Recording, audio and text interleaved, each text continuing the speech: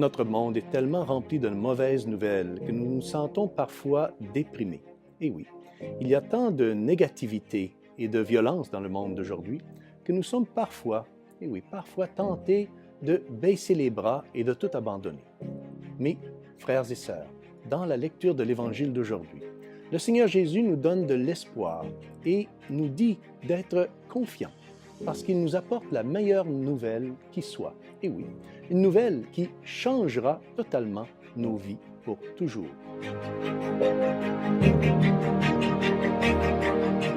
Au nom du Père et du Fils et du Saint-Esprit, Amen. Chers frères et sœurs, Salve Maria et bienvenue au commentaire de l'Évangile pour aujourd'hui. Nous entamons aujourd'hui un nouveau temps liturgique appelé temps ordinaire, au cours duquel nous sommes appelés à grandir et à mûrir dans notre relation avec le Christ Jésus. Le temps ordinaire est le temps qui n'est ni le temps de l'Avent, ni le temps de Noël, ni le temps du Carême, ni le temps de Pâques. Si l'Avent et Noël se concentrent sur la naissance et sur l'enfance du Seigneur Jésus, et le Carême et la Pâque sur la passion, la mort et la résurrection du Seigneur, eh bien, le temps ordinaire, le temps liturgique appelé temps ordinaire, se concentre sur le ministère public du Seigneur. L'Évangile d'aujourd'hui, donc, frères et sœurs, nous est présenté par saint Marc, chapitre 1, versets 14 à 20. Et ceci est le début du ministère public du Seigneur, où nous le voyons proclamer avec enthousiasme la bonne nouvelle de Dieu. Lisons le début de la lecture de l'Évangile d'aujourd'hui. Après l'arrestation de Jean, Jésus partit pour la Galilée, proclamer l'Évangile de Dieu. Il disait, « Les temps sont accomplis, le règne de Dieu est tout proche.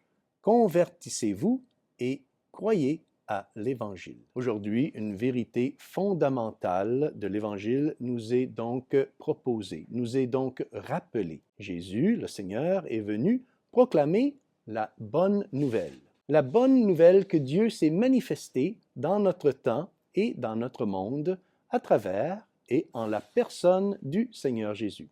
Cette bonne nouvelle est une invitation à être transformé par le Christ et à participer à son salut, à sa vie. Le temps que le peuple de Dieu attendait depuis de très nombreux siècles est enfin arrivé.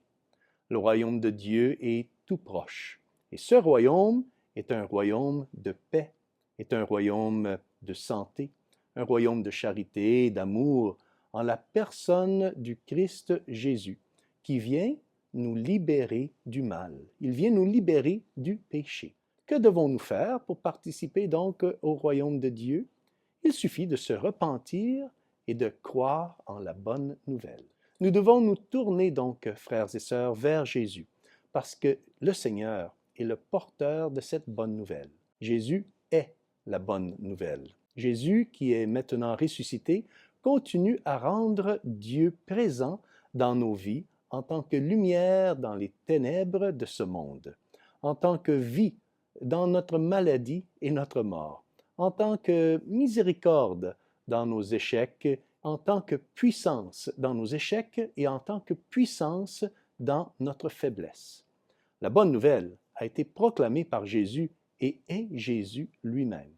Pour participer à la bonne nouvelle, frères et sœurs, nous devons d'abord croire en elle, puis croire en Jésus, bien sûr, puis croire et le suivre, l'imiter, comme l'ont fait les apôtres à l'époque de Jésus, ainsi que nous le lisons dans l'Évangile d'aujourd'hui. Passant le long de la mer de Galilée, Jésus vit Simon et André, le frère de Simon, en train de jeter les filets dans la mer, car c'étaient des pêcheurs. Il leur dit, « Venez à ma suite, je vous ferai devenir pêcheurs d'hommes. » Aussitôt, laissant leurs filets, ils le suivirent. Les apôtres ont cru au Seigneur, l'ont suivi et ont commencé à être des messagers de la bonne nouvelle pour les autres.